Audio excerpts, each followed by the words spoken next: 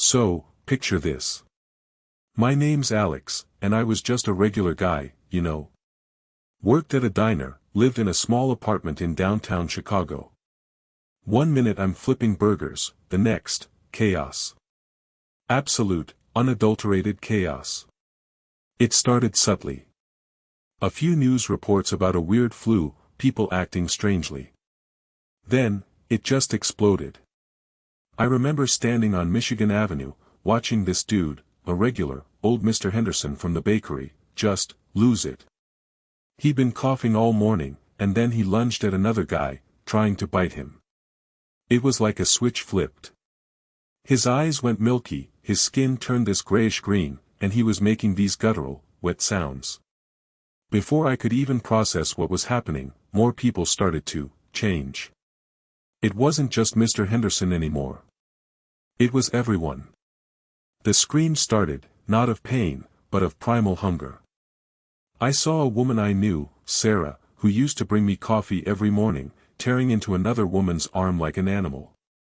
Her face was contorted, her jaw unhinging in a way that made my stomach churn. It was like watching a nature documentary, but instead of lions and gazelles, it was people and, well, what they were becoming. My mind just went numb for a bit. The sheer horror of it all, seeing familiar faces twisted into monstrous masks of pure instinct, devouring anything that moved. I remember thinking, this isn't real. This can't be real. But it was.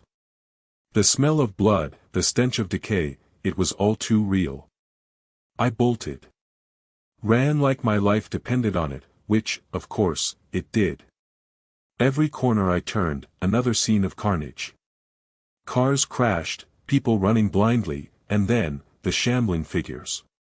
Slow at first, then faster, driven by this insatiable urge.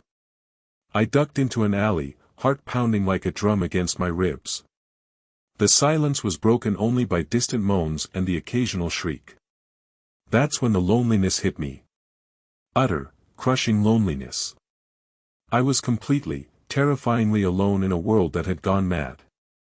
How do you even begin to survive this? What do you do when everyone you've ever known is now a threat? What would you do if you were in my shoes?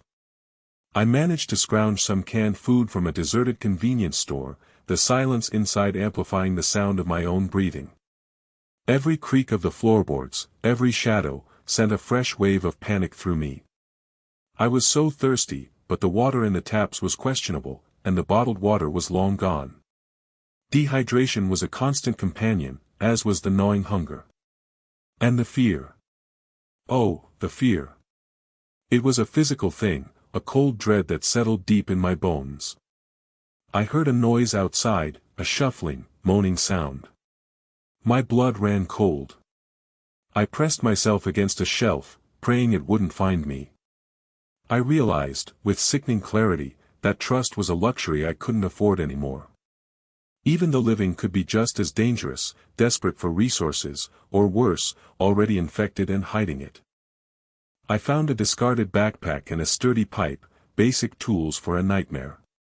The city, once a vibrant metropolis, was now a graveyard, silent and terrifying. I had to keep moving, but where? Every direction felt like a gamble. As I made my way through what felt like an eternity of desolation, I thought about my family, my friends. Are they out there somewhere? Or have they already succumbed? I don't know if anyone will ever hear this, but if you are, please, just, know what happened. If, by some miracle, this recording is found, don't forget us.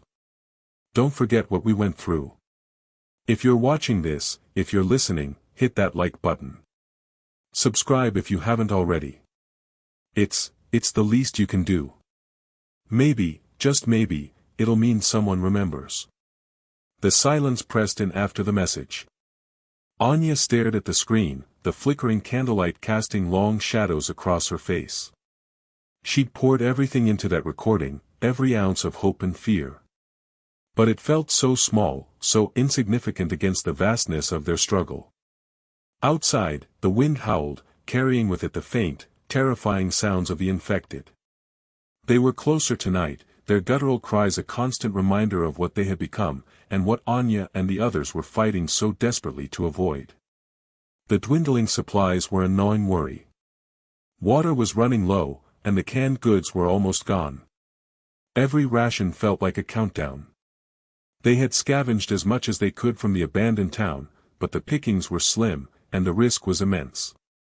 Just yesterday, Liam had nearly been caught by a patrol, his quick reflexes and knowledge of the back alleys saving him, but the close call had shaken them all. They couldn't stay here much longer. The base, fortified as it was becoming a trap. Their hope rested on a rumored sanctuary, a place whispered about in hushed tones, a settlement untouched by the spread. Anya had heard fragments of it from passing survivors, tales of a fortified community deep in the mountains, where they protected themselves. It was a long shot, a desperate gamble, but it was the only chance they had. Planning the journey was a tense affair. They had to travel light, carrying only what was essential, weapons, minimal supplies, and the hope that the rumors were true. The map they possessed was crude, a hand-drawn sketch found in an old survivalist's journal, marked with vague landmarks and treacherous terrain. The decision to leave weighed heavily on Anya. Leaving their temporary haven meant exposing themselves to the full brutality of the outside world. But staying meant a slower, more agonizing end. Liam, ever the pragmatist, had voiced his concerns. What if it's just another ghost story, Anya? What if we go out there and find nothing but more of this? His voice had been raw with exhaustion and despair. Anya had no easy answers. All she had was a flicker of defiance, a refusal to let their efforts be in vain. They had to try. They owed it to themselves, and to those who had fallen. The night they left was a blur of hurried movements and hushed goodbyes to the few remaining survivors who were too weak or too scared to make the journey. The air was thick with a fearful anticipation.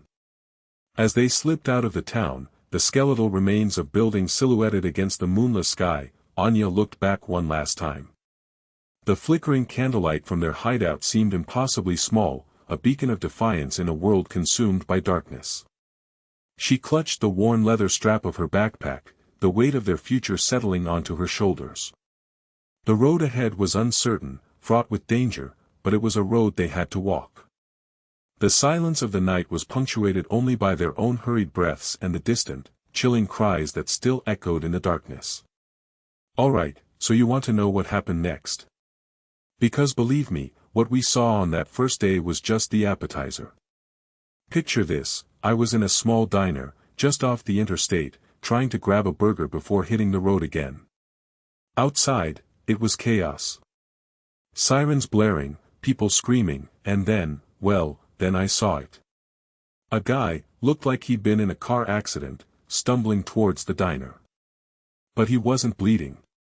He was wrong.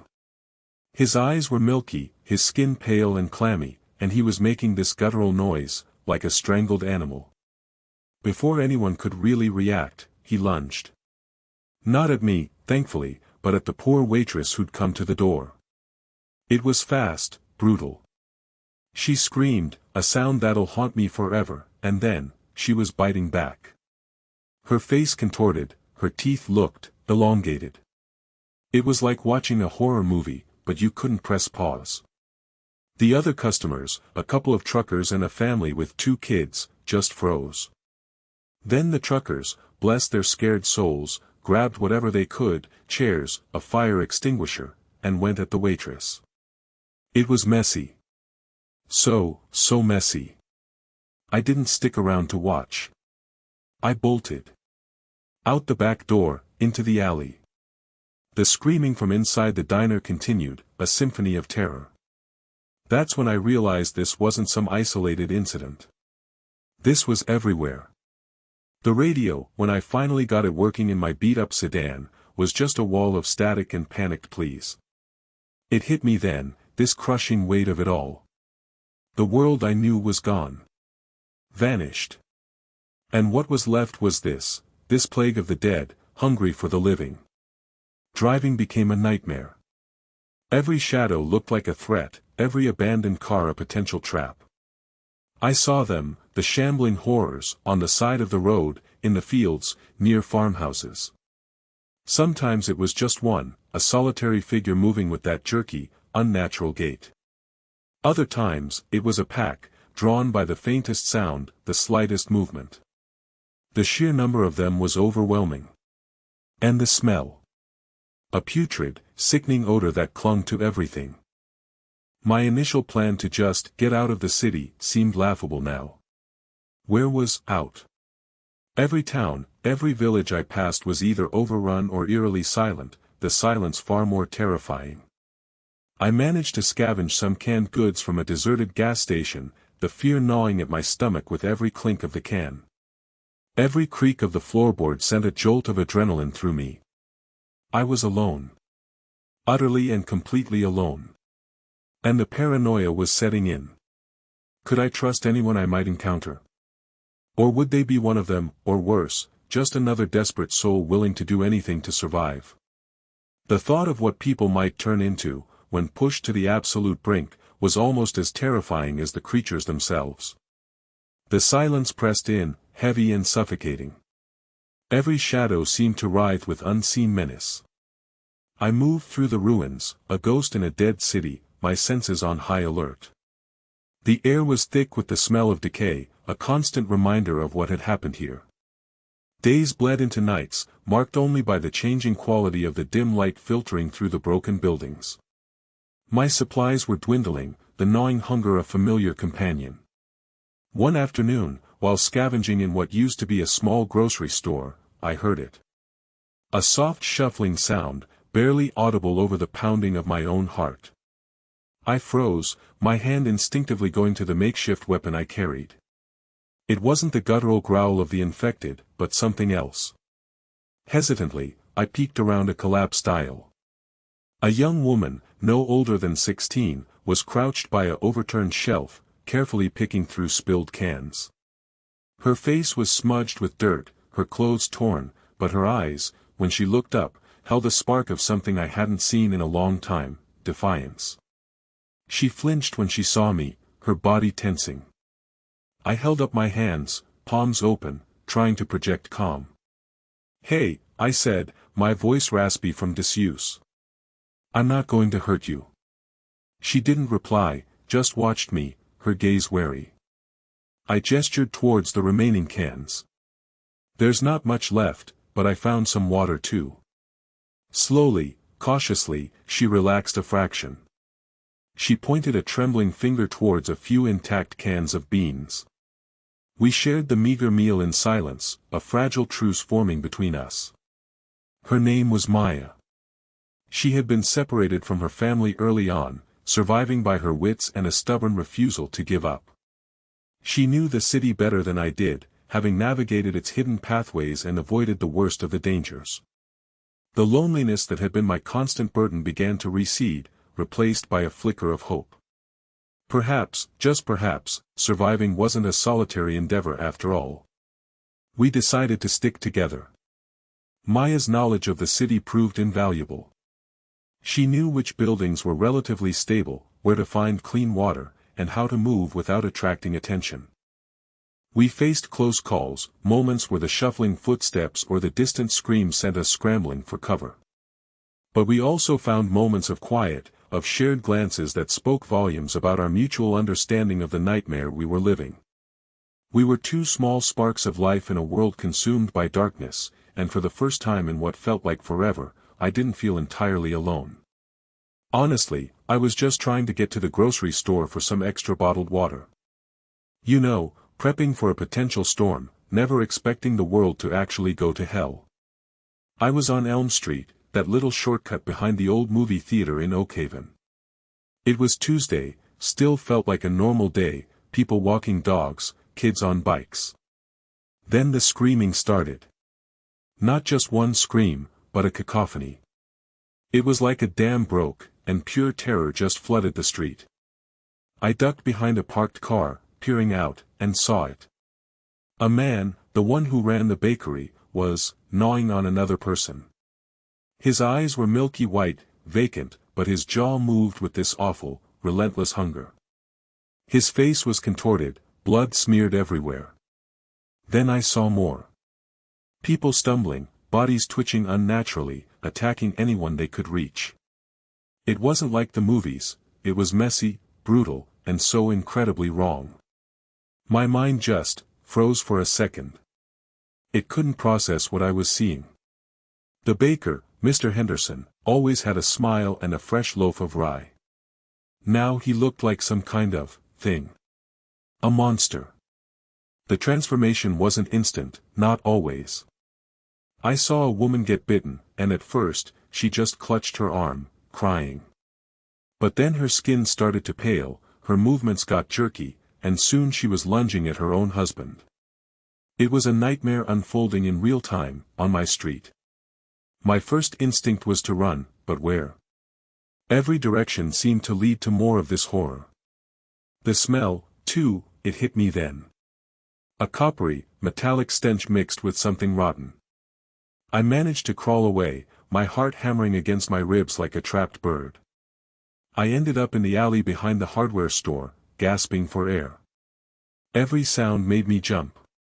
A dropped can, a distant siren that cut off abruptly, the guttural moans that seemed to echo from everywhere and nowhere at once. I was alone. Utterly, terrifyingly alone. The thought of anyone I knew, anyone at all, suffering that fate, it was a cold dread that settled deep in my gut. I couldn't think about finding anyone. My only focus was not becoming one of them. Not letting that hunger, that mindless savagery, take me. I spent hours huddled there, the metallic tang of fear sharp in my throat. The sun began to dip below the buildings, casting long, distorted shadows that played tricks on my eyes. Every rustle of wind through the overturned trash can sounded like approaching footsteps. I was parched, my mouth dry as dust, but the thought of venturing out for water felt like a death sentence. The thirst gnawed at me, but the gnawing hunger I'd seen on those faces was a far greater terror. I had a half-eaten granola bar in my pocket, a pathetic offering against the onslaught of my own growing desperation. It was a stark reminder of how quickly civilization could crumble, how quickly we were reduced to base survival. The silence, when it came, was almost worse than the screaming. It was a heavy, pregnant silence, punctuated only by the occasional distant moan or the unsettling scrape of something dragging across pavement. I dared to peek out again. The street was a scene of carnage, bodies strewn like discarded dolls. The horror was so profound, so visceral, that it began to warp my perception of reality. Was this even real? Or was I losing my mind? The sheer scale of the collapse was overwhelming. No government, no police, just this. Just the shambling dead and the desperate, terrified living. I knew then that any hope of rescue was a fantasy. We were on our own, and trust was a luxury I couldn't afford. Every shadow could hide a threat, every sound could be a prelude to an attack. The isolation was a suffocating blanket, but it was also a shield. I had to keep moving, keep hiding, keep finding ways to survive in this new, terrifying world. The granola bar was gone, and the thirst was becoming unbearable. The alley felt too exposed. I needed to find a safer place, a place where I could maybe, just maybe, catch my breath and figure out what the hell came next. But the thought of leaving this tiny, grimy sanctuary was almost as daunting as facing the horrors outside. The knot in my stomach tightened with every rustle of leaves outside. I couldn't stay here. The granola bar was a distant memory, and my tongue felt like sandpaper. My eyes scanned the narrow alley, searching for any hint of a water source. A discarded plastic bottle lay near an overflowing bin, but it was empty. Despair started to creep in, cold and unwelcome. I had to risk it. Stepping out, I hugged the shadows, my senses on high alert.